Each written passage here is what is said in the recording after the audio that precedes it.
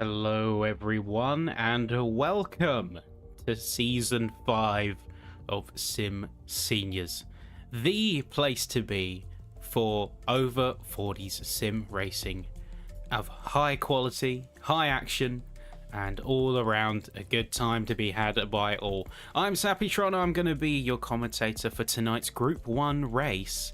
And we're not going to waste much time here, folks. We have some big changes from Season 4, we have some talking points, and we have some drivers who are going to be making a name for themselves in tonight's competition.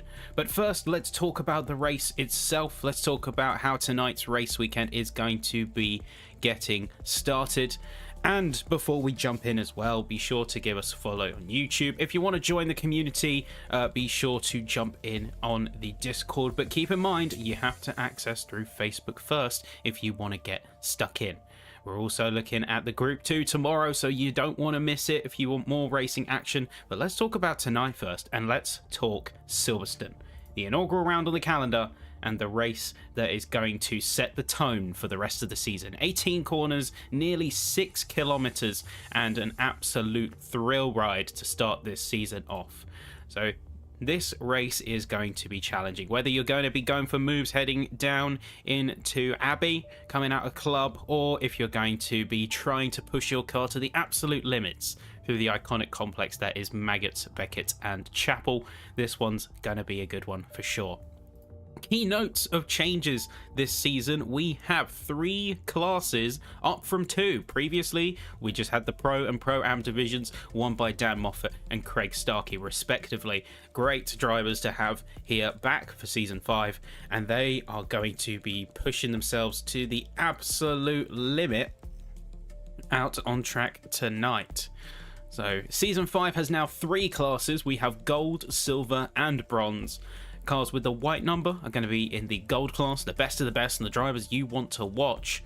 And then with the medium speed of the group, we have the silver class, denoted by, funnily enough, a silver driver number. And then you have the red driver numbers, which are going to be the drivers in bronze, and they are going to be putting up some great fights. But without further ado, folks, we're about to jump into qualifying. It is a 15-minute qualifying session. We've just had our first set of drivers go out on the track. They've had a practice session. They've just had some time to acclimatize to the track, and it is a 60-minute race. We have a mandatory pit stop, 25 seconds for fuel, and tires are optional, but they're going to cost you an extra 5 seconds. You're going to have to weigh up whether that 5 seconds is going to be worth it. That's the trade-off. That's the balancing act that, along with so many other moment-to-moment decisions, these drivers have got to weigh up and make. But that is the roundup for the race. Let us know who you think is going to be the one to watch. And while we wait for quali to start, I'm personally very excited for what's to come here. It's going to be a good round tonight, folks. I think that we are going to see some amazing racing. Obviously, new season, it's a complete unknown. It is an absolute unknown, and now it's time for these drivers to put themselves to the test, because it is qualifying. We've just got the green light from race control and the session. Let's do this. And we are here. You see right on side of the pit lane. This is where everything's heating up and everyone's rushing to get out. Top speed, fast as they can. See, they're all in a heated rush to get some rubber down. Get on that track as fast as you can. Make the most of it while you're out and while you've got the opportunity to put some rubber down. On board with Thomas Lenatus, TSH Racing. Very nice looking Ferrari as well.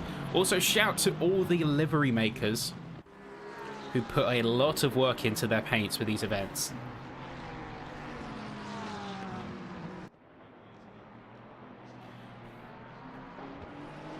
So it's looking nice, it's looking clean. And you can see everyone is just trying to get some heat into those tires.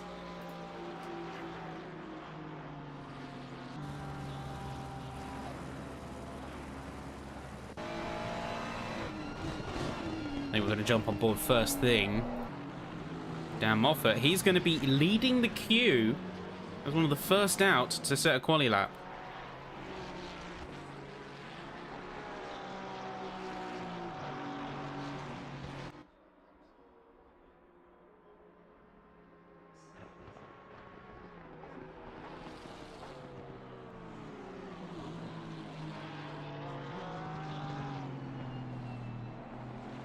Let's see what he can do. We're going to jump on board with him. We're going to jump on board bonnet cam style. Let's see what he can do. And first lap out, first driver to push is going to be Daniel Moffat. Team Vimto, funnily enough. Certainly a name. But let's see what he can do. Right, opening the lap now. He's going to be coming straight into Maggots, Beckett's and Chapel. Remember, GT layout. This is not like your Formula 1.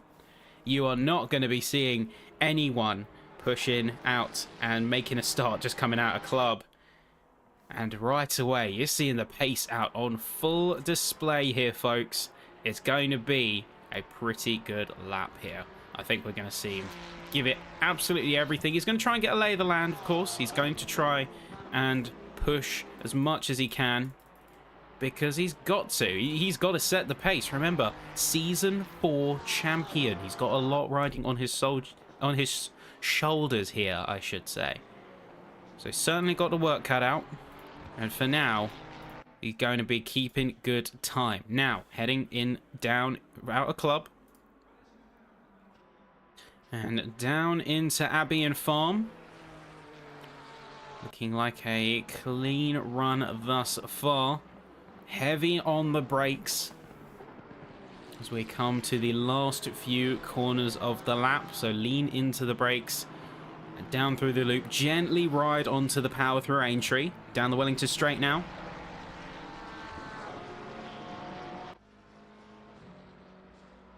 You can see it's a real good pusher from him here.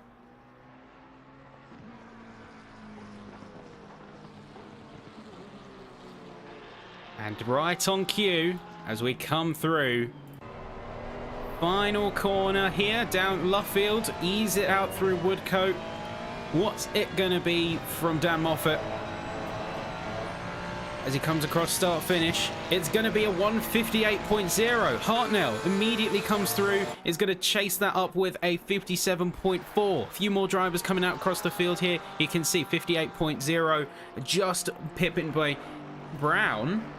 So Ed Brown is going to be a driver to watch out for in the Silver League, that is for sure, as a lot of pro drivers are now making their way through. Cutler, the first driver of the bronze class to put himself forward, putting down a time. You've got Giles as well, who's going to be putting down a very solid time. That is going to be 58.3. A couple more drivers to keep an eye on. We've got Rich Oscom. He's going to be on a push lap here. You can see he's stuck in traffic, so he's kind of got his work cut out for him here. He's a little bit of a tough spot. So I wonder, can he make much of the situation here? You see he's got traffic all the way behind him and in front of him. So this is a congested track, and he's going to have to keep his wits about him. 43 cars. There's nothing to scoff at. So we are rounding the corner now. Where's Oscom going to end up as the rest of the drivers starting to put themselves on the field? It's going to be 26. It's going to be a 2:0.95. Hamby is off. He's going to be abandoning the lap, but he's just come outside of Beckett's. So he's going to have to head back into the pits. He's going to have to do the driver shame on the outlap, and he's going to have a very rough time because we're already 5 minutes in. Only 10 minutes to go. So realistically, you're looking at about 2 more solid runs before you're going to have to call it quits here in quali, and certainly when you're going to have to reevaluate, right, am I going to push too much, or am I going to stay out? Get a bit more of a feel of what it's like to drive at maybe 90%, because remember, even with a practice session, the practice session's only technically 5 minutes, so drivers are going to need some acclimatization time. Maybe what it feels like not to be at the edge of the limit. Find a comfortable line, because a 60-minute race demands a level of concentration. We've got Marsh coming through. He's going to be putting on another lap here. Very nicely done. 57.792. That's going to put him just half a tenth shy of James Hartnell, 57.2. He is the driver to beat in Season 5 so far. He's put down an absolutely blistering time, and it doesn't look like anyone's meaningfully put a challenge on him. Got Dan Moffat as well, another driver, of course, of Season 4 fame, being our Pro-Am champion, and is going to be the driver... Oh, see, we have made a little mistake on the cameras. I'm going to jump over to Starkey. My mistake there. But here we go, Starkey about to finish the lap. The ACC race control got a little bit out of shape, but there you go, that's a 58.865. And you've got a couple more drivers who are going to have to walk away and send it home. That is Trevor Waite. Let's see what just happened there. I want to see what's happened with him. We're going to see what went wrong with his lap. Oh no, it was just a simple abandon. It was just an abandon. And he's not going to be making much of that lap there. So I think he just couldn't fully commit. As you see, a few more drivers are bowing out off to the side. As it stands, though, quite a few times on the board. You can see 57.2 is the time to beat from James Hartnell. And then a lot of the top drivers, a lot of the gold class drivers dominate the first 10 places of the boards. Only Ed Brown, he's the only driver to cut into the gold class and punch a little bit above his weight up in P9. 296 GT3 proving to be a formidable beast in his hands. But we jump across from there and we take a look at none other than Phil Giles. You're going to see he's going to have a pretty good run here, it looks like. He is a few tenths down on the Delta, so where is he going to end up? He could be going for a top 10 spot here, and it's going to be a top 10 spot, but only just. P10 is going to put him right on the precipice, less than a tenth away. Is going to be Luciano Merlino in the Ferrari, but he's going to be jumping into the pits. He's going to be abandoning. We're not going to be seeing much action from him, and that is a couple more drivers who are bowing out of their runs. James Payton down to P36, 59.4 to beat. He's got his work cut out for him. He's one of the silver class drivers.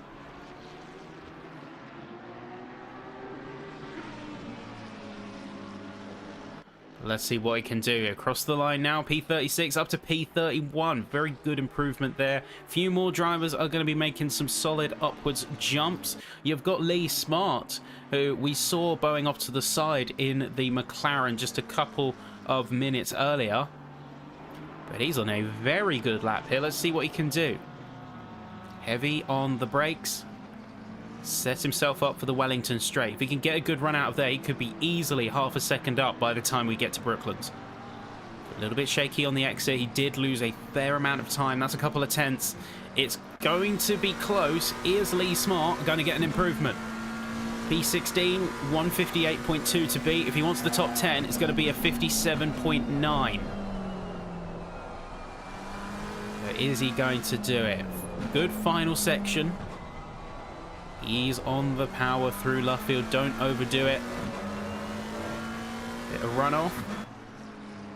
As you can see, coming across the line here. It's going to be an improvement, but it's not enough to make a position up, unfortunately. He's going to walk away still in P16. You got Neil Bywater as well, who's going to be another driver very close to finishing their lap. You can see the timing table very much in flux. It's very much in flux all round.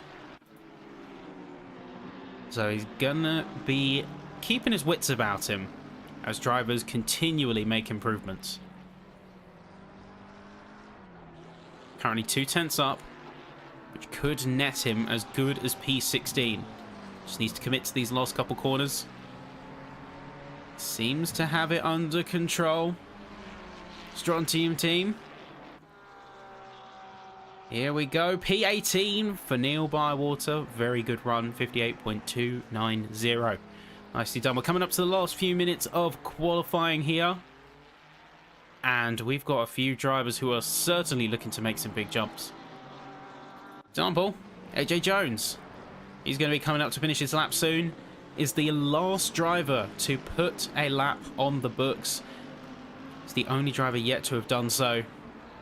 43rd being the last one in the gold class. So maybe he's just trying to push and get that absolute perfect run. But let's see what he can do here. It's looking good, it's looking strong, and it's going to be P32 for AJ Jones, turn 1. Very nicely done there, and we're going to see a last-ditch effort from a few drivers, I think, to understand where they land and what they can do here in this quali session. Dan Pacici, keeping his wits about him through Stowe. So very controlled, very well measured. Good throttle control, heavy on the brakes. Vale and Club, use the weight transfer of the car, lean into the corner as it were, for rolling on the throttle on the exit. Careful of the marbles. Say a good section so far.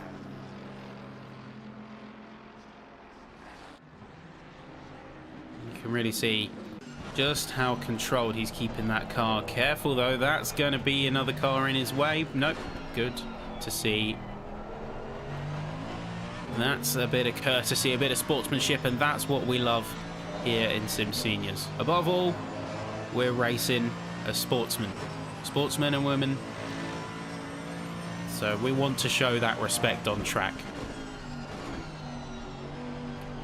Nicely done here from Pacici, but he has lost a fair chunk of time through that sector owing to being in traffic. I think the dirty air did hit him a little bit.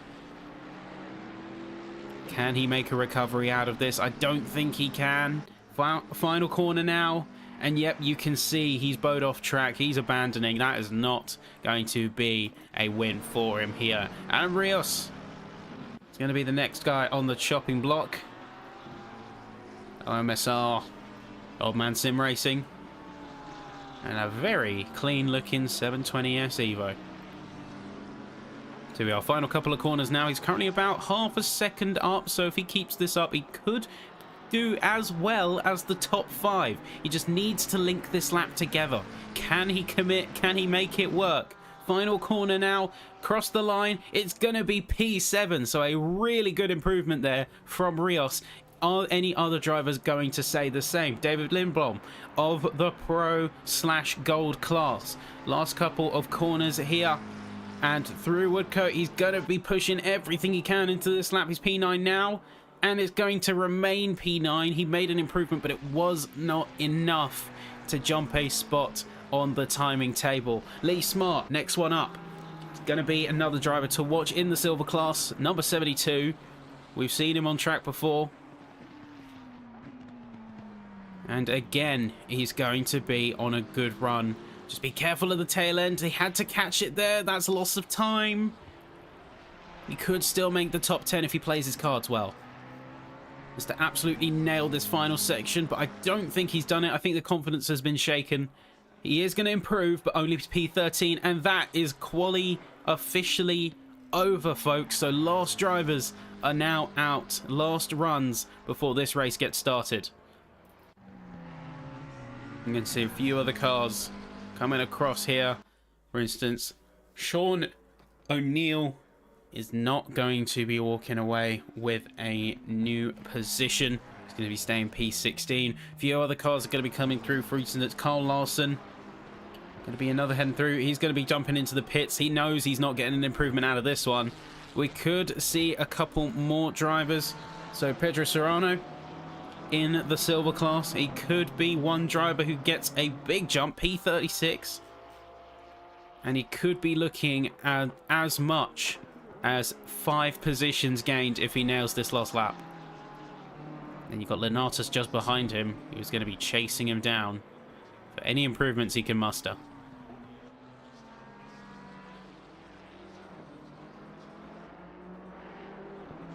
Let's see what he can do. Final corner here. Pedro Serrano is going to get a P28 spot. It's very nicely done from him. Lenatus going to be coming through P23. So a great shot, a great performance from the both of them. And it's going to be the last couple of drivers out on track, and then the race is going to get started. However, if you look at the timing sheets, James Hartnell in the pits right now, but sitting very happy and comfy. 56.975. Only driver to do so on this track. He's about 6/10 clear of his next opponent. And you can see he's smart bowing into the pits, and that is going to call end of the quali session. And there you have it, folks. There you have it indeed. But what a run it was. You can see we jump to the top of the timing boards. James Hartnell is going to lead the way with 56.975. And then you can see everyone between him and P12 is separated by just under a second. So still some really competitive stuff and really, really good driving all round here. So we are going to take a quick intermission, folks. We saw the timings on the screen previous, and we're going to let the drivers get into their setups while we, in the comms box, get ourselves in a position where we are ready to get us racing. Stay here, folks. We'll be right back with you.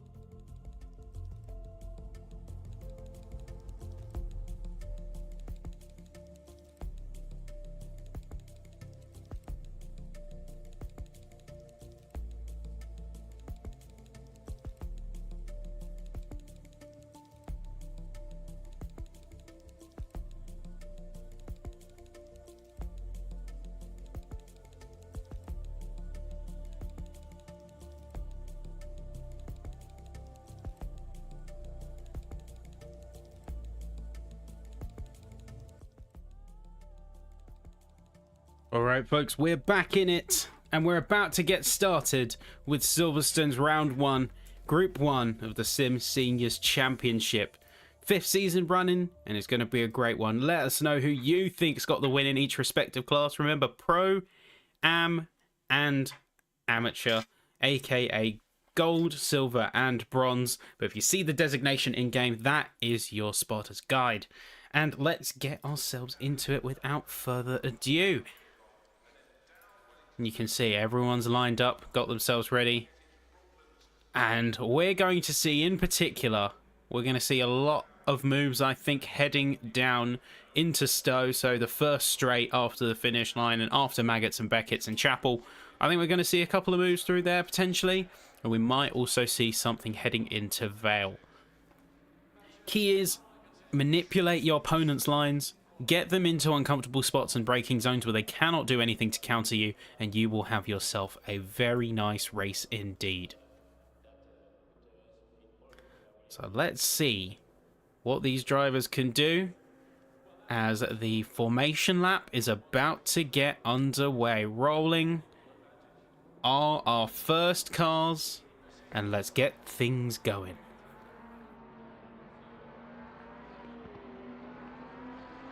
There's James Hartnell, the driver to beat by nearly 6/10 out. I wonder if that's quali performance. What's he going to bring to the race? Done an amazing job, but the same can also be said for the likes of Ed Brown. An amazing job as well from him, getting into P5, really displacing the top class, the gold class driver.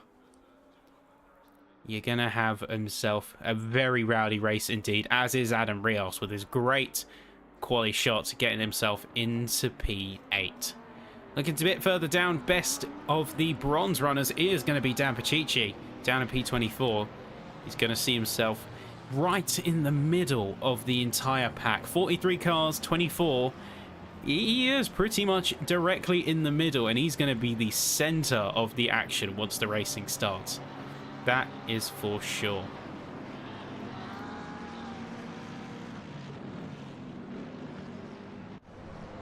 Again, let us know who you are keeping an eye on and who you are going to be putting your proverbial bets on as a driver who's going to have a very good performance tonight.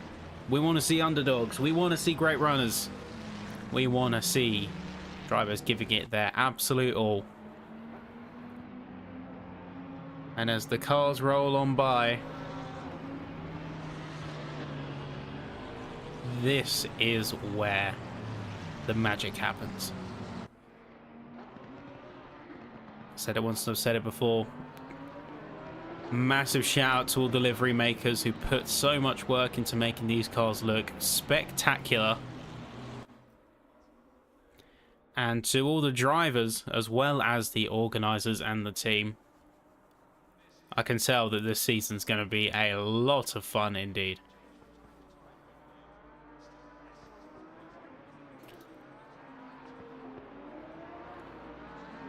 You see a few more cars coming through. I want to see who is the one. That's Phil Giles. He's in a classic scheme. I never thought I'd see it on track again. And in real life, probably not. But the joys of sim racing. A very iconic colour scheme there with the white and the red. Very nice indeed. But then you've got the sort of dark Rosso of Merlino. Looking very nice. But let's jump back up to the front. We've got Richard Gasson in the Lamborghini Trofeo. And you can see he's doing everything to get his tyres up to temp. Get that heat into the car. And looking for his opportunities. He's trying to get a lay of the land, see how Hartnell drives. And already, we're going to see a very spicy race indeed. We're going to jump up with the helicam, and we're going to see things are about to get fun. Gasson is going to be our car of choice for the helicam, as we're about to cross the line, and we're about to go for an hour of racing.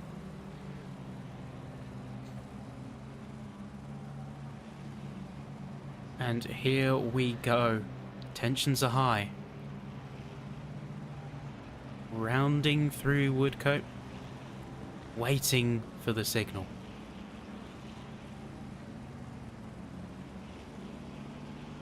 Any minute now.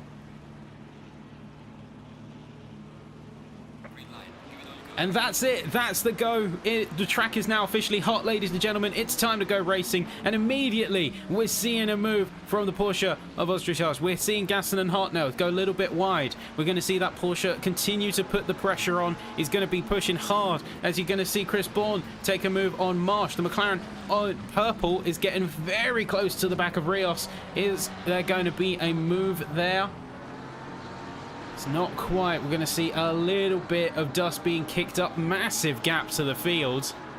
And we're seeing... Oh, what's this? What's happened? Further down, we've seen a massive wreck of quite a few cars, I might add. I think we've seen ourselves our first sort of major wreck out of the session. But all time is now. Say Lindbom is going to be neck and neck with Austrias. We're going to see a drag race coming straight through Vale Club. They're going to be giving it their everything. The McLaren is going to take a very wide line and then cut back in, try and cut the Porsche off, get the exit speed. He's going to try and decline that move, and I think he has done so quite successfully. So he's going to really have to push if he wants to keep that lead, and he wants to keep his wits about him here. So let's see what they can do. Few more moves coming down around the field. You're going to see Bourne and Rios attacking each other and pushing through the loop. They're going to be trying to confirm a move into the Wellington straight. Adam Rios has the inside line. No choice has Chris but to go onto the wide. Oh, that could get very dicey. There's contact. That's very dicey indeed. A little bit of an aggressive rejoin, but Bourne keeps it together. And that's going to be Richard Cook, who is going to take the spot. He's going to take P9 for now, following Bourne's mistake. It's very nicely done there. But you can see Hartnell is completely gone already. He's 1.2 seconds clear of his opponents. And he's going to be just trying to get that lead even further out. As we're seeing, that is Bichetti off. Let's see what's just happened there. Let's see a bit of a recap of what happened. You can see he's pushing and he's just trying to keep his move a little bit much in the gravel, and that is him in the wall. Very brutal for him there. He's not going to be happy with that whatsoever. Limping back onto the track, and that is him done. You're going to see Dave Marsh as well potentially look for a move up on the McLaren of Bourne. You can see the confidence has been shaken of the McLaren in purple. He's trying to get a little bit of a gauge of his confidence. Bourne seems a little bit shaken from that earlier mishap. His lines aren't as clean, aren't as tight as some of the other drivers, and you can see how defensive he is driving here. Watch how that McLaren moves as Marsh continues to pressure. A little bit of dust being kicked up. But watch him go here. So he's trying to keep the tail on him.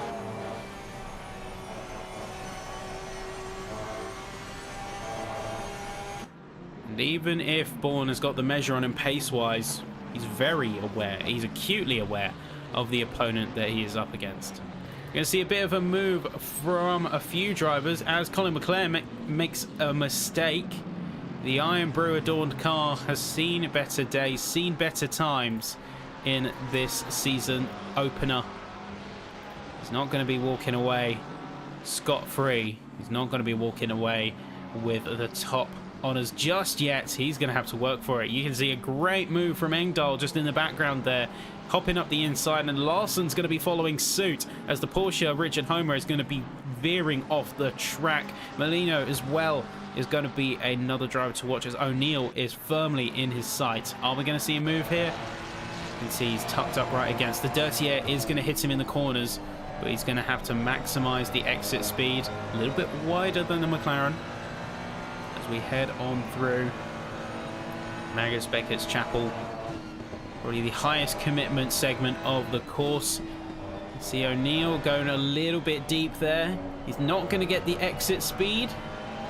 You can see Molino's reeled him straight back in as we go into the hangar straight. A very nice job there indeed. You can see he's fully suited and booted, and he's ready to get some cars, get some positions.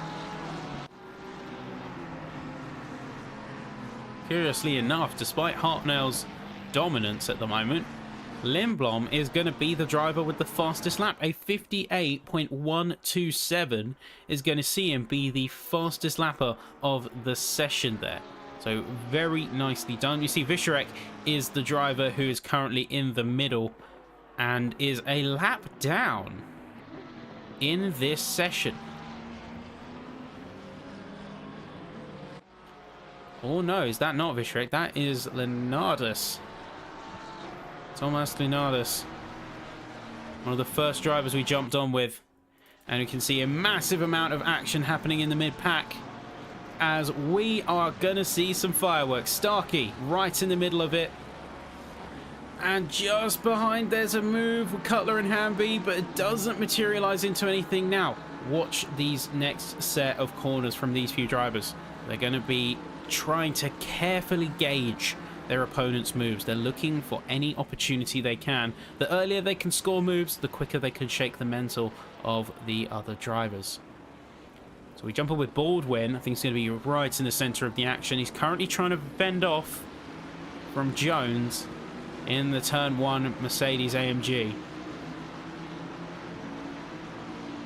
He's looking calm though. He's looking fairly composed. He's looking composed, collected.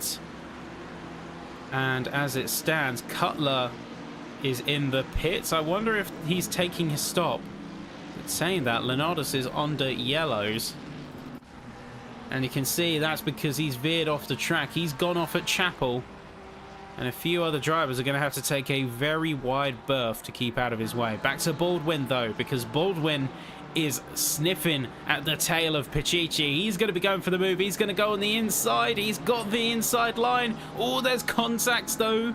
A little bit dicey there from him. Baldwin is going to get the move, but at what cost? I'm sure Pacici's not going to be happy with that one. He rejoins behind Jones. And just ahead of Starkey, who he's now going to have to defend from. So yeah, Alistair Baldwin, currently sitting P24. And is a force to be reckoned with, we're seeing in this mid-pack. He wants a position, he goes for it. He's not going to take no for an answer.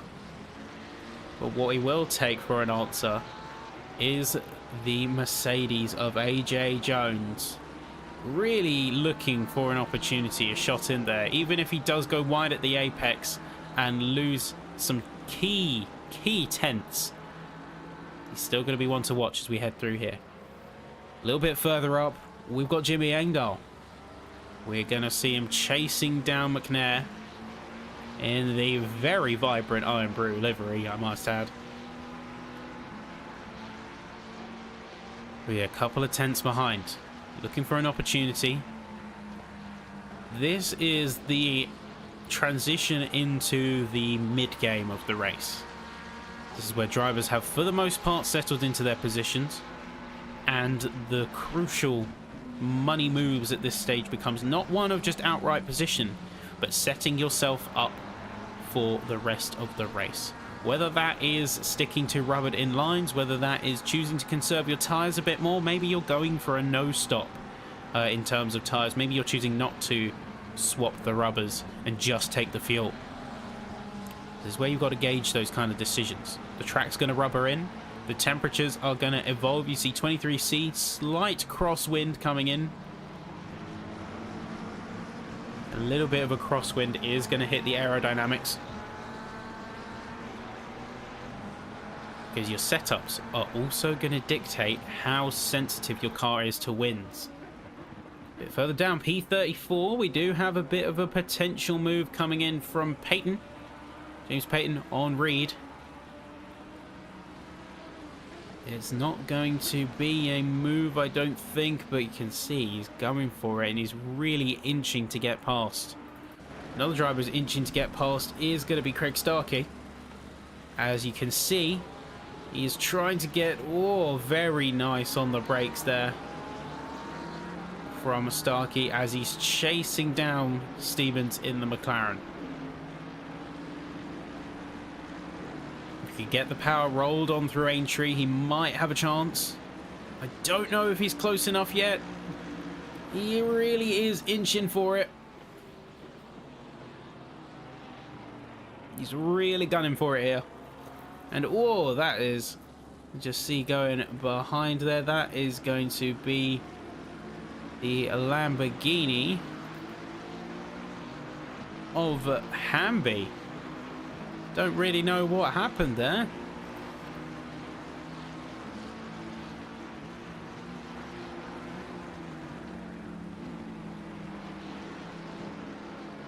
Really don't know what happened.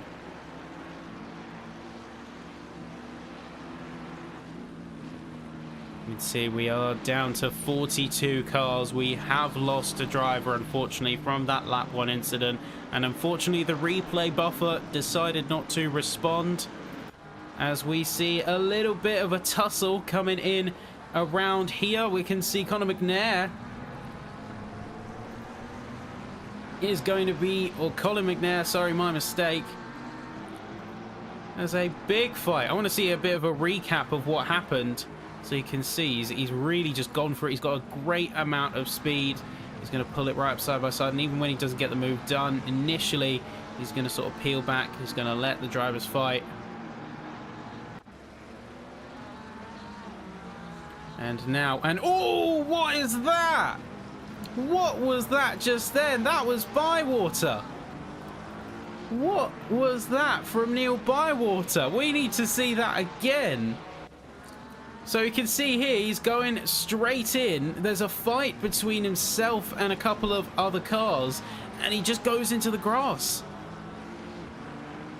I don't really know what to make of that one, folks, because you can see there, Bywater's car is mangled. It is messed up, and he's not going to be seeing much success with a car looking like that. I really do not know what to say to that. Other than yes, you are heading into the pits, my friend. You're going to need it. Colin McNair, how is he doing coming off of that? He has recovered fairly well up into P20. And unfortunately for Bywater, he has broken the cardinal sin of all racing leagues. Do not wipe out the admin, lest you fear for a very grave situation.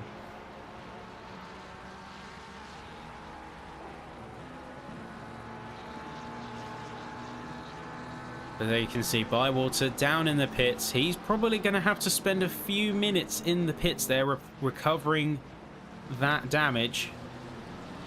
And we jump back to the two other fighters.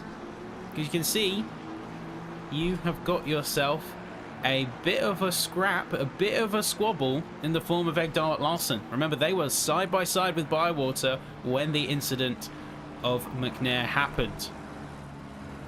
So I wonder if these two were duking it out, and maybe there's a little bit of a chain reaction involved there. Either way, tensions are high. Heading into the 15-minute mark of the race. Things are looking a little bit interesting. Things are certainly looking interesting. We jump up further, we see Richard Cook. He's lost the position to Bourne in that purple McLaren. And now we wait. We wait and see, because drivers are now in that settle phase, and eventually they're going to have to take some pit time. You can see Colin McNair, after that incident, he's headed into the pits. I think he's taking his stop now. I wonder where he's going to come out. You can see the rest of the fields are going to be passing him by. Back further at the top, our previous fastest lap holder, unfortunately, he's been dethroned by Hartnell with a 58.1, but David Lindblom is trying to keep the pace to Gaston over here. He's trying to keep the pace, he's keeping the proximity, but he's got a battle on two fronts. You can see get a little bit of a dirty air issue as he bows out wide from the Lamborghini. A battle of threes, one might see, as Lindblom is going to be moving from Gaston. He's going to be going to the outside. Is it going to materialize into a move? If he can get the pace, he can get the apex. He hasn't quite got it, but he is going to still move across and cover off Ostrachaz. Very nicely done there. A move didn't quite come of it, but the statement was made. The pressure was set. And as he goes out wide, he's forced Gaston to head for a defensive line. He's forced him to go to the inside, cover the apexes, and this is what you want. As an attacking driver, this is what you want. You have to force your opponent into defending, force them into making a mistake.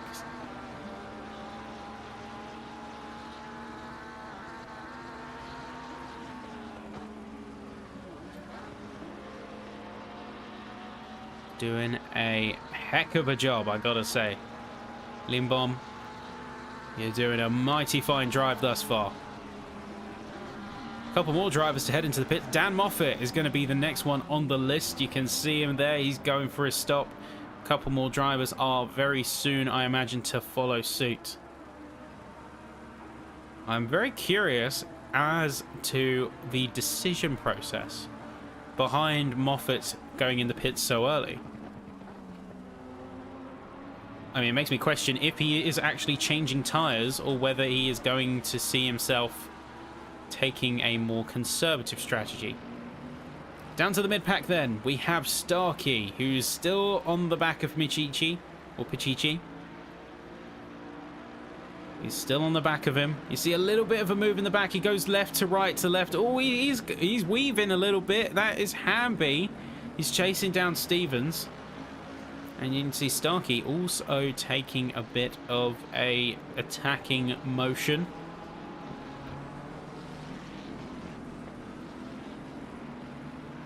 It does make me wonder also if there's a little bit of damage involved as we see a bit of a joust match between Scotty and Reed. Scotty is going to be the one to back off out of this one. We'll see if there's a little bit of a fight, and you can see just going through Stowe. They had the measure of each other, and yes, Scotty just doesn't get the speed on the exit. Unfortunately, he's going to be walking away with no such move. And you can look around and see that coming out of the replay buffer, the fight between Engdahl and Larson remains strong, remains steadfast. There is no signs of this fight stopping anytime soon. These two have been rivals for several laps now, and they're making it clear that they want to be in the lead. Who's going to get it? Who knows? The fights for podiums continue as the second step battle is remaining and it is raging on. Lindbaum got within a 10th just a second ago. He was looking for an opportunity, and so far one has yet to surface. Bit of an early braking move from Gaston. He's trying to throw the McLaren off guard. See how close he is, looking around, trying to get out of the dirty air, keep his temps under control.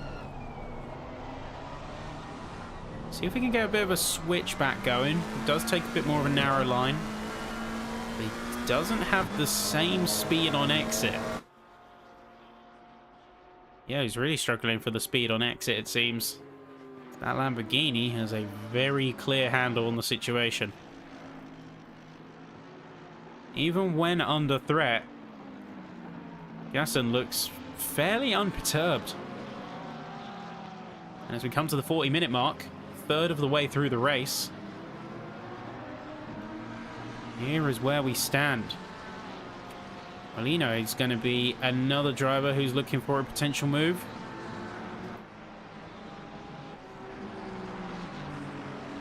Eyeing up the back of that Vantage, looking for any chance he can get. He's taking attack. You've got Reed and Smart, who are going to be two more drivers who are heading into the pits. And then, yeah, with 43 cars on the grid. Now, unfortunately, down to 41. Because, oh no, Bywater is out. Bywater stuck it out and he repaired the damage. Credit to him. He has continued despite what happened. We've lost two more drivers, however. As that is going to be, I believe, Smart out. Let's see if we can get any info on the times. Nope, the times sadly do not have anything for us. We do not have a log of who's left. But then up in P8, heading into P7 against Adam Rios, is going to be Dave Marsh. The iconic green shark tooth Porsche. Source of many memes and many claimed souls, along with grid positions. It's bearing some teeth.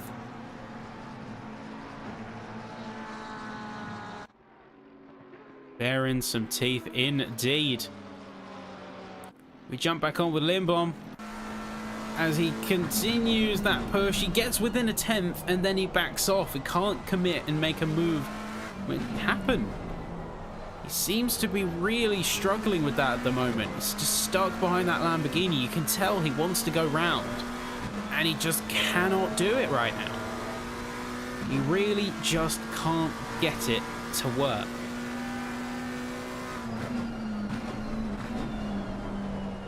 Everyone is on a little mission of their own. I wonder if Dave Marsh is going to be making a move happen.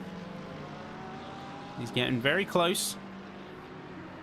You've got Saloma, who is just coming out of the pits. Where are they going to come out? Are they going to come out ahead of Bichetti? I don't think they are. No, they are just going to come out behind. And it's not going to be so much easy sailing for the bronze class driver.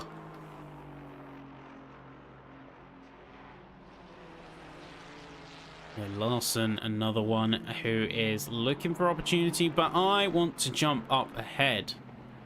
And I want to look at our class leaders. So, leading the gold class is going to be James Hartnell. So far, 10 seconds clear of the second driver and putting down a heck of a race in doing so. You can see even getting a little bit of the tail out coming through Vale and Club. So he really is pushing. He's continuing to push despite having a 10-second clearance on the rest of the field. Adam Rios is going to be your driver of the silver class, currently in the lead. P7 but net P1 in their class and doing a very good job holding off Dave Marsh. Keep in mind, a gold class driver. So if he's holding off someone in the class above, that is a statement of intent and of driver skill. And then if you look to the top of the bronze class, you've got Pacici, who has done a great job of holding off Chris Starkey. Remember, Season 4 Pro-Am champ, holding him back, holding him behind, where he can't really do anything to advance. You can see how Starkey is really looking to get round him.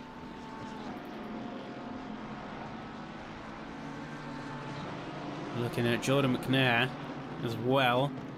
One of the bronze class drivers. He's looking to get around Arscombe. Very close to the back there. If he can get it through Aintree, get a good exit, he could tee himself up a move, but I think Arscombe has just got the measure of him on the straight. Not going to be... Oh, it's going to be very close on the braking. Very close on the braking indeed.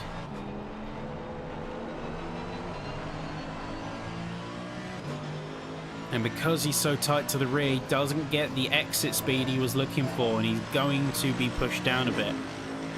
We've got Marsh and Carson, who are the next drivers to head into the pits and take their mandatory stop. And then further up, we've got a very familiar sight. With Hartnell gone, the main fight for the top spot on track, it's going to be Gaston versus Lindblom.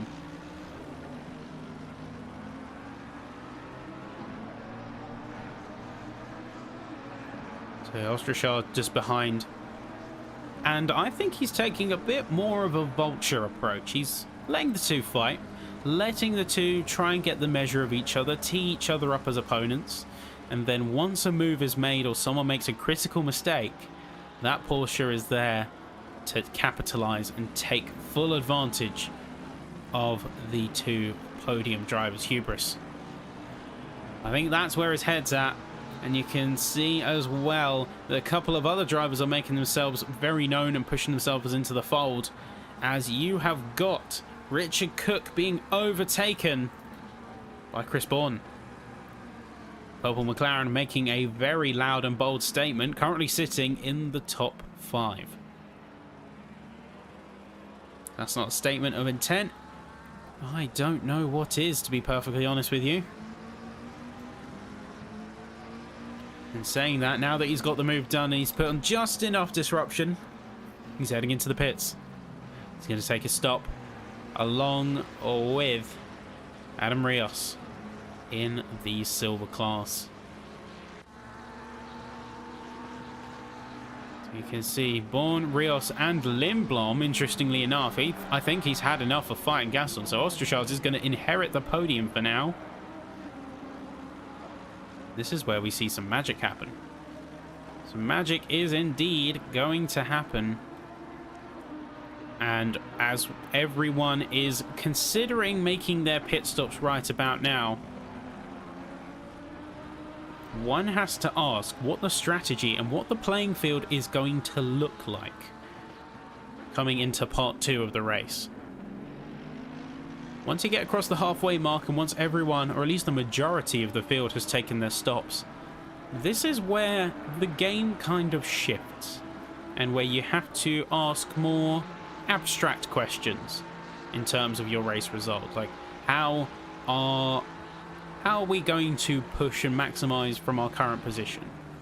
Have they got newer tires than us? Did they opt for the swap? And is that going to affect their race pace relative to mine? Are we going to see potentially us getting a few more positions, or do we remain firm? Do we hold our position, hold our ground? Or do we be a bit more aggressive with our race strategy? Typically, if you've swapped tires, if you've taken the optional tire swap, then it's always the latter, because it would be a waste to not use that fresh rubber under your rims. You are not going to get any mileage out of coaxing brand new tires to victory. You need to push them. You need to take full advantage, as we see a little bit of a battle going on. Oh, that could have got very dicey. That is AJ Jones against McNair. It's Jordan McNair nearly coming together and nearly getting themselves into a very uncomfortable spot. You cannot go too wide through Meggetts and Beckett's. I'm sorry, but it is that simple. You are very brave if you're considering so.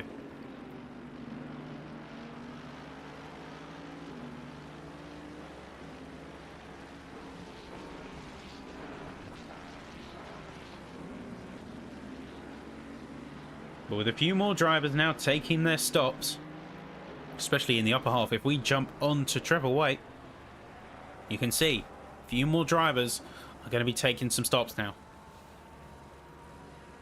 And that leaves a few drivers in particular, the top 3, lacking their stop, and they're going to be some of the last to do so on this field, as the majority of the field has now taken that crucial pit stop. And in the halfway point, it's looking like the strategy has been, for many people, get your stops out, get them as early as you can. In some cases, we saw drivers coming in about 15 minutes into the session, and then see if you can make some on-track space for yourself to really stretch your legs. Fortunately, drivers like Molino and Moffat have not been so lucky, and they have come out straight into traffic. Molino could be onto an attack here, as you can see him teeing up against the other Ferrari. And that's going to be our race leader, however, James Hartnell, into the pits. Is he going to be taking the fresh rubber? We will find out, surely, as Richard Cook is going to be following suit and doing the same. Other cars of note, Pedro Serrano. He's one that's pushing and trying to make something out of the current situation. P28. But as far as his class goes, he is currently net P9. So nothing to scoff at. Nothing to scoff at all. Seriously, Pacici is leading the bronze class by a significant margin, but he's also one of the last in class to take his stop, because you can see Scotty's now in, Arscombe's now in. Gabbert, I'm sure, is very soon to follow. Saying that, I think they're going to be stretching out very similar to what Pacici's doing. The fuel save and the strategy is where it comes into play. Mandatory 25-second stop, so you might as well maximize your fuel load on the first stint. You cannot be affording to waste any time with additional fuel load. If you plan to pit at 30 minutes, you better pit at 30 minutes because you want to be dialing in that fuel load. Crazily enough, if we look on the boards, Hartnell is going to be in a position of such strength to where he's P8 on track and still P4 in class after his stop. The only people ahead of him are going to be the ones who have yet to pit. And already he's looking for moves. He can see that Peyton is one of the drivers yet to take a stop. He can see that he has the superior grip and setup, as well as being able to handle that Porsche. I've even seen him on a couple corners give it a little bit of slip angle, letting him get the tail out. So that Porsche, you can get away with getting a little bit of the tail out. You won't lose time for it either. A little bit of a risk-reward system at play there. Pedro Serrano, though, big move on the inside of Cutler, is going to see himself get into the P23 position. And very cleanly so. Very nice move into Village. And is he going to confirm it coming out of Aintree? Yes, he is, with a very nice exit. So I'm sure Cutler is certainly going to be wanting to get that back. But for now, he's going to have to wait. A few more cars are now heading into the pit. So James Payton, for instance, having lost his position, is now going to be jumping in. And a few more cars like Oldhouse and Gabbett now going in. Pachichi is the only bronze class driver yet to pit. Just like O'Neill. Sean O'Neill in the Racing Paint. Very creative name there. Is going to be in third, but the only silver class driver yet to pit as well. So we are coming to that important stage where now nearly everyone has pitted, and it's all about on-track pace. Ostrachage and Gasson are the only top drivers, the only gold drivers yet to do so. And then Pachichi is probably going to be following suit with the pit stop because O'Neill, Ostrachage and Gasson are all heading in. Ed Brown, another driver to look out for, as Engdahl is in his crosshairs.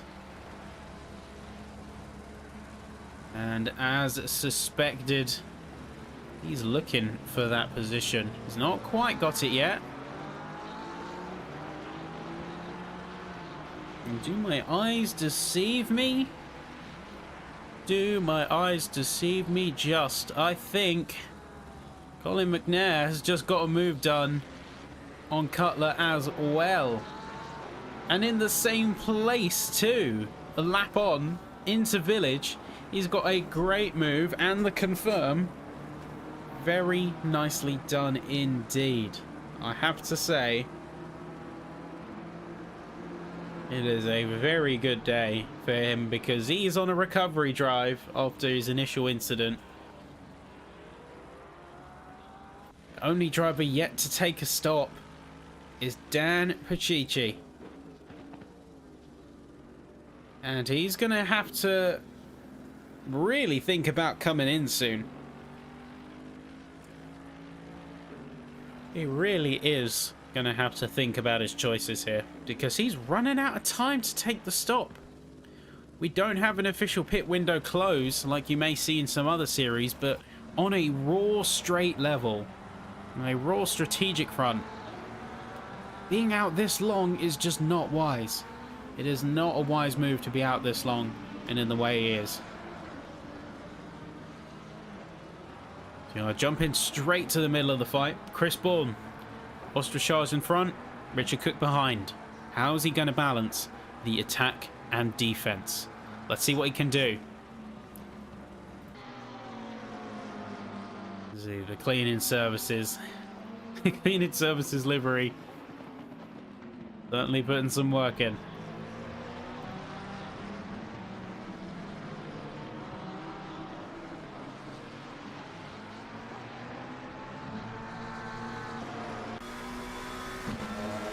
is so wary of what's in his rear view. He's got to be careful, because Cook can at any moment choose to spring an attack on him. And even getting a little bit shifty in the rear, McLaren is designed to be fairly planted, so he doesn't want to be teetering on the edge of grip. Here you go, that is Pacici now in, and with that everyone has taken their stops, folks.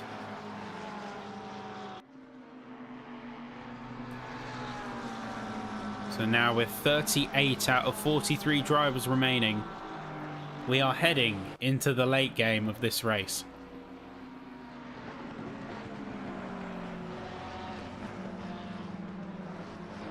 We could be seeing a little bit of action coming from Chris Bourne. He's getting dangerously close to the number 74 car. Mr. Charles is looking a little bit nervous, but he didn't go for a defensive line. He's kept his composure. Very good exit from Chris Bourne. Is he going to be going for something? Doesn't look like it. He went wide to try and coax him out, but nothing materialized from the move. Very close, you can see in the rearview mirror, is Richard Cook. He's looking very hungry for the position, and nothing is going to stand in that McLaren's way. I think his patience has indeed run out, and he could be going for something, because Chris Bourne is forced to go defensive and take the inside line. And with every defensive move he has to make thanks to Cook, he's losing time to the Porsche up ahead.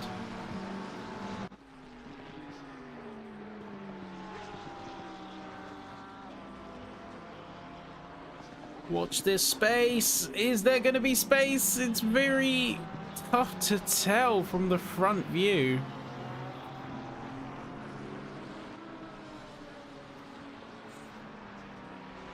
I think we ought to jump on board with Richard Cook. Very nice racing green livery. It's a champagne color. I do like this style.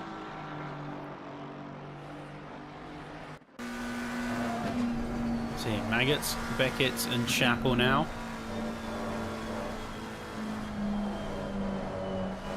Careful on the curbs, you don't want to bump it up too hard because you can't get the power down on the exit.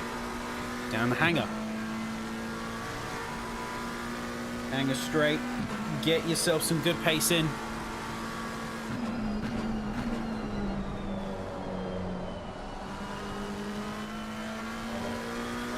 Let's see, looking out.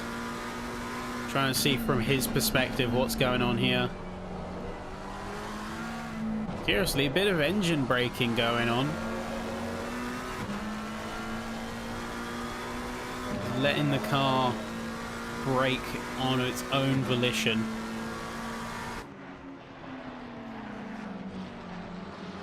He's not trying to overstress, but at the same time, he's going to be in a tough spot. Oh, what's happened though to Colin McNair? I wonder, has there been a bit of an incident of sorts? Well, the replay buffer has bugged out, so I cannot jump back to what happened with him.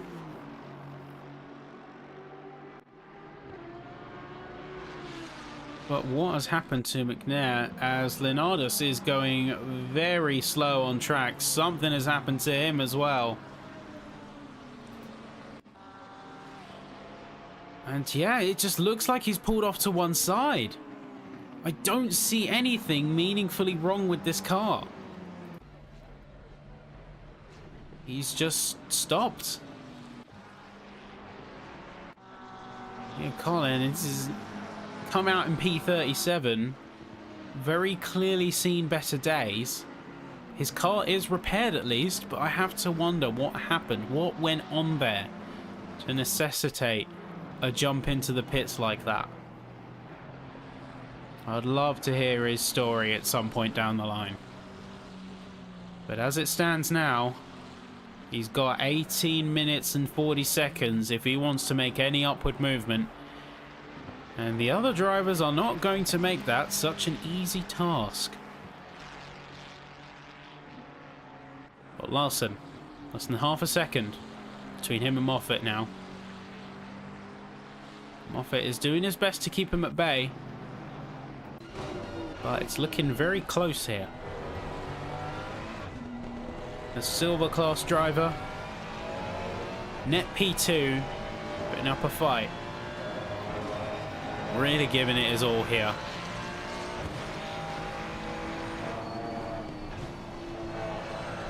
Giving it his absolute all. Seeing where he can exploit Moffat's mistakes.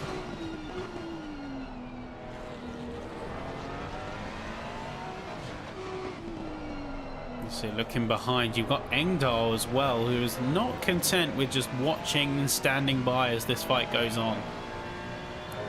Larson is in not too dissimilar a position that we've seen many a driver in this race, which is that he has got the very precarious job of balancing offense and defense.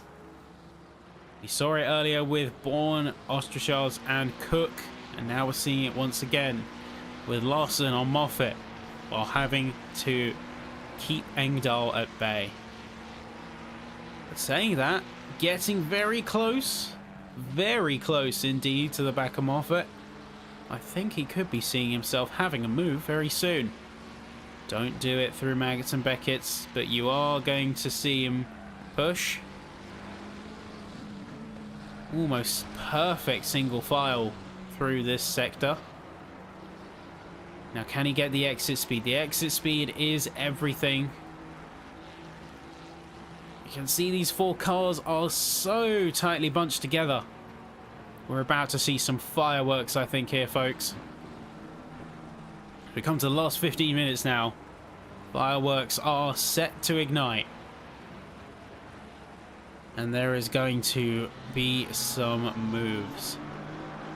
Very curious how Dan is up in P11. Or down in P11, I should say. Because I would have personally expected him a bit further up the top. It's like just in the background, you can see Ed Brown looking for potential moves on Engdahl. But we're not seeing any hyper-aggressive driving coming from anyone yet. We're not seeing patience is wear thin, as Ed Brown has dropped off significantly. We nearly had a collision between Moffat and Larson, I think.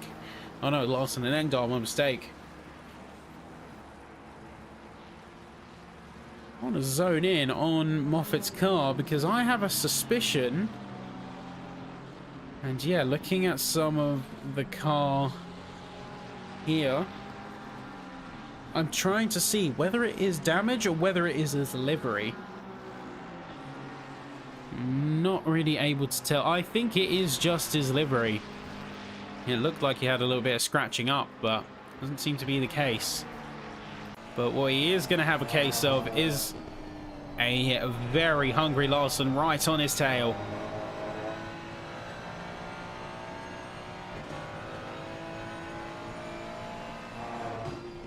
Right on the tail there. He really is pushing. What will it come to? Will it come to tears? Or will it come to an astounding on-track move? This is what we are asking, and oh, very close there.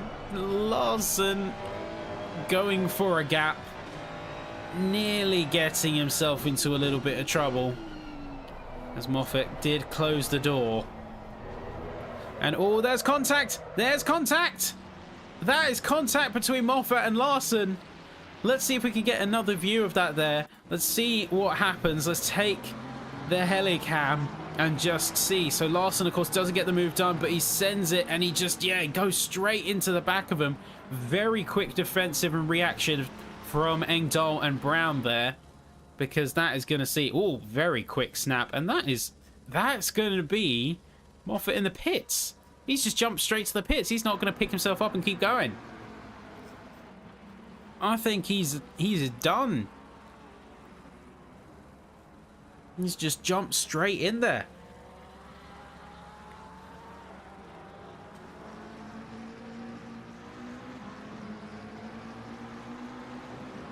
You see, he's going to be dropping down to the bottom of the pile like a stone. Unfortunate for him, because up until that point, while not a stellar race in compared to his previous performances, he was still putting in the work and still really trying to make it work there. So he's going to be down all the way in P37 now.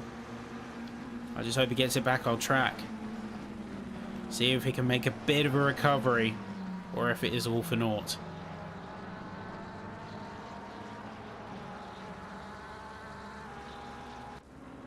And oh, let's see what's happened here. We've had a bit of an incident.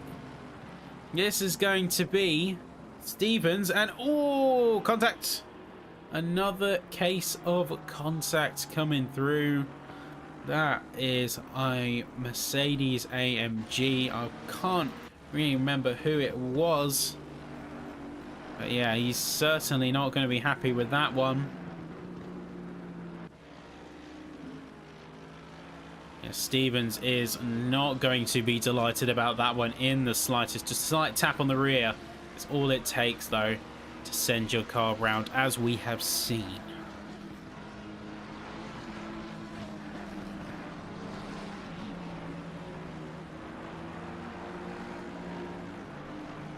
I believe, yeah, that was the car. I think that's Pacici who tipped it in. That was indeed Pacici. He too in the bronze class that just tapped the rear and sent him round. Oh, nearly having a bit of a repeat of Moffat going through Vale and Club.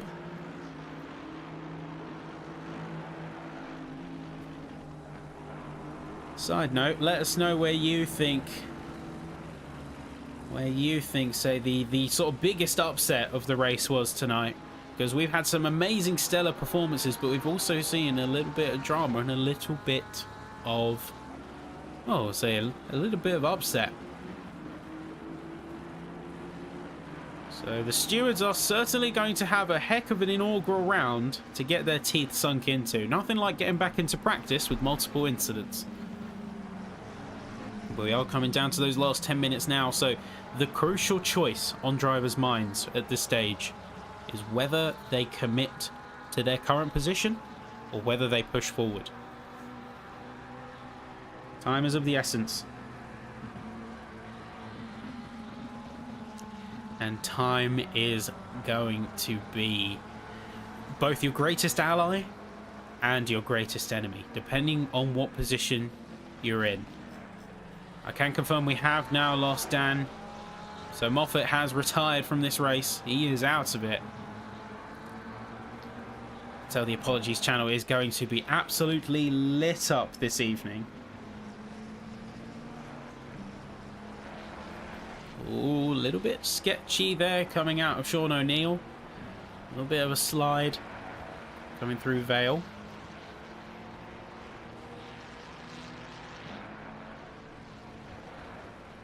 So quite a few rear taps coming from a few drivers, and oh, that's a little bit sketchy from O'Neill. He catches it. That could have gone very wrong there.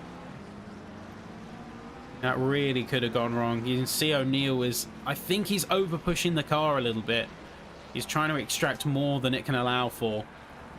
And to get the reins on that car, calm it down, bring it in. You got 10 minutes to go, less than 10 minutes to go in fact. So let's make sure we bring that car home, eh, my friend? Richard Cook has been a driver, and we've jumped back to him. He has been a driver who has been on the tail of Bourne this entire time. Ostracharz has mostly got away.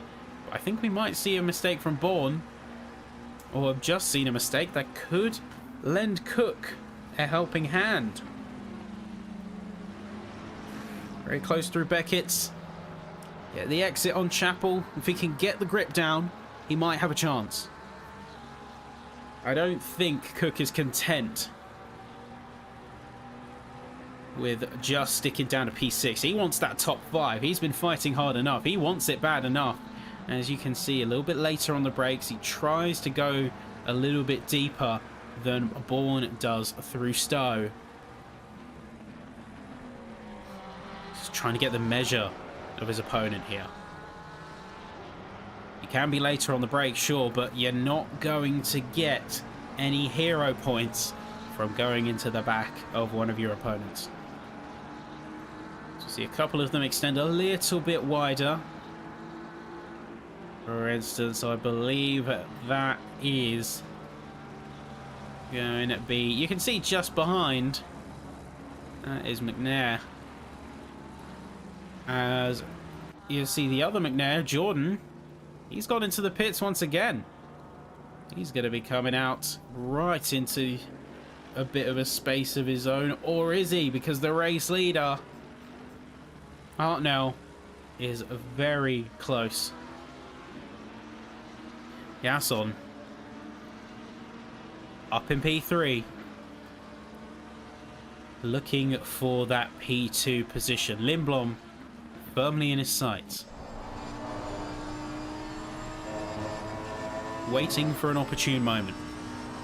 7 minutes to go. That window is closing.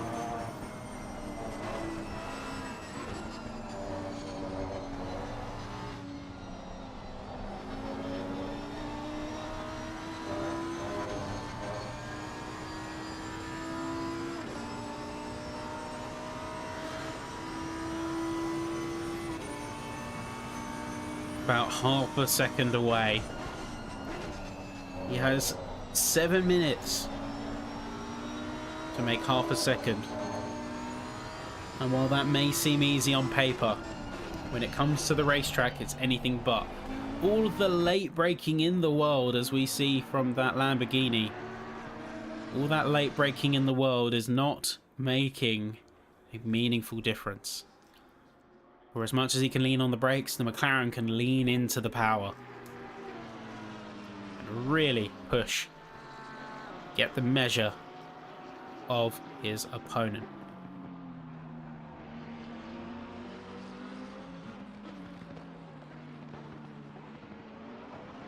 You can try and get a bit more rotation in the car. It does have a slightly shorter wheelbase, but it's not going to account for much.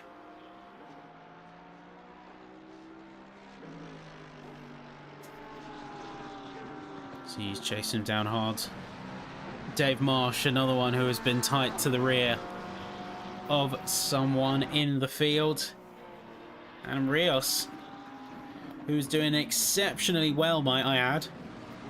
Over 5 seconds clear of the next opponent in the silver class. So Adam Rios, between him and Ed Brown, is 5 seconds about,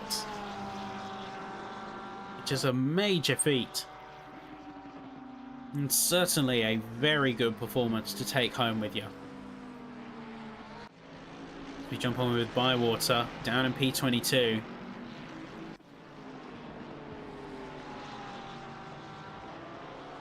And then a few others around the field potentially teeing up some moves. But the last 5 minutes, all is calm for now.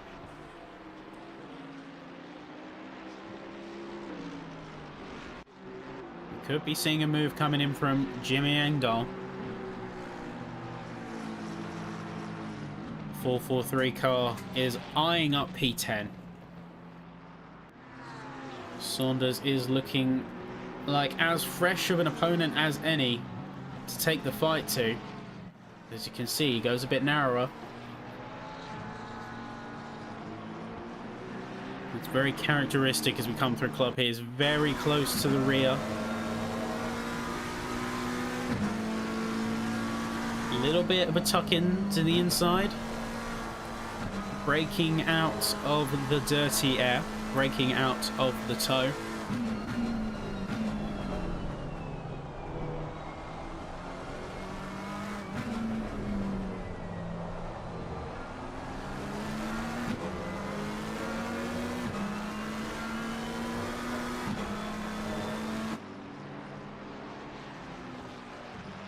And it's the patience that is going to separate these two.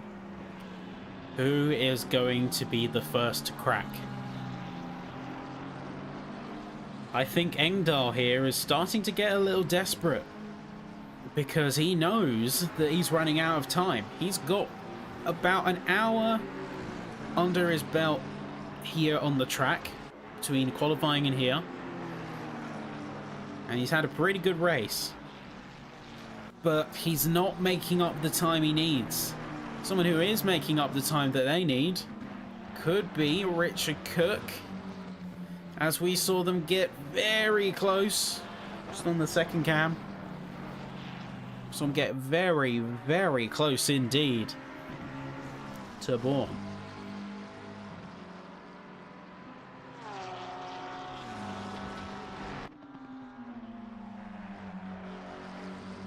A little bit of a back markers drag race, as we saw another driver peel off to the inside. Engdahl goes for a move potentially on the inside through Stowe. And we even see Saunders having to take a bit of an extent here as a result.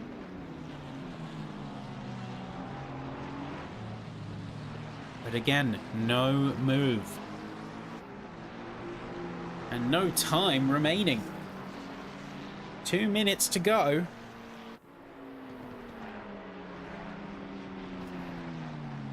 I think Engdahl needs to make a critical choice here. If he wants to move, he's got to make it, and he's going to make it now. He's not got time to go for it, so go for it he does. They does try to use the back marker as an opportunity, but Saunders covers him off. Saunders is not letting him go anywhere. A great defensive job from the Aston Martin. Is it going to hold? I do wonder if it's going to hold. This could get close. Very, very tough to call. Good exit from Engdahl. He's piling on the pressure. I think this could be it. You can see he's moving to the inside. Is it going to be? It's not going to be. See again, Saunders, he just closes the door before he can make anything of it. Before there can be an attack. And before there can be a move to secure a spot in the top 10 on track. He's still got P10 in class, in gold class, he is P10. But you want that in track overall. And as narrow as he goes, it's not coming to him. We look further up, and we see Hartnell in a world of his own. Hartnell is going to be very close to crossing the line. And as we come through to the final 10 seconds, it's going to be perfectly timed for him to complete lap 29. And what a run, what an inaugural run in Season 5.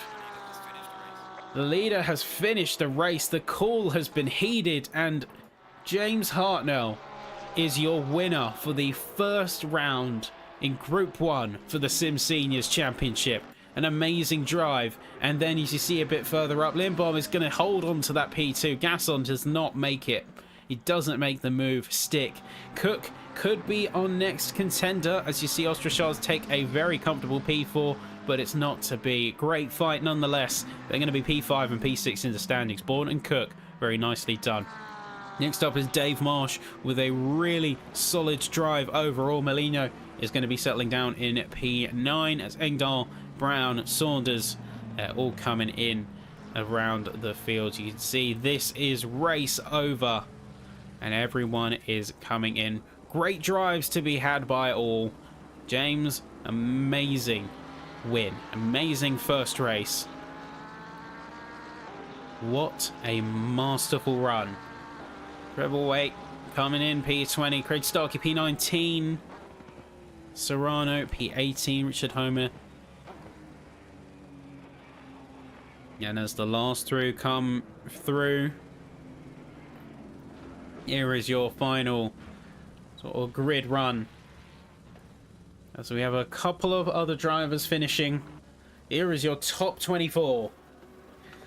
And you can see, even with, say, some of the ballast, some of the balance measures applied, it was an absolute stormer from James Hartnell. You can see your times on the board, folks, for all to see. Some great racing in and out of the field. And I'm looking very much forward to future rounds. And there you go. That is your finish. And you can see we lost Moffat, Giles Smart, Vischerek, Bennett and Howells. So unfortunate. Rest in pits to those who did not make it to the end of the race. And for those who did, an excellent job, an excellent race that we have had indeed. Hartnell, give yourself a pat on the back. Rios, winner of the silver class. And Pacici, with a very late pit stop, making it work, winning the bronze class. Of course, this is pre-stewarding, folks. And an amazing round had by all. So great job. And that is going to do it, folks. That is going to do it for us tonight. And what a night it has been. So first off, I want to say thank you all for watching. If you have enjoyed the stream tonight, be sure to join us tomorrow night, because we have the same thing for Group 2. And it is going to be hopefully just as exciting as the first. And if you have enjoyed, in general, what we do here, be sure to give us a subscribe. If you're interested in joining the group, you've got the Facebook and then the Discord also. And that is all from me. I'm going to be signing off. I've been your commentator, Sappytron. It's been a very good ride and a very good inaugural round. And we'll see you tomorrow for Group 2.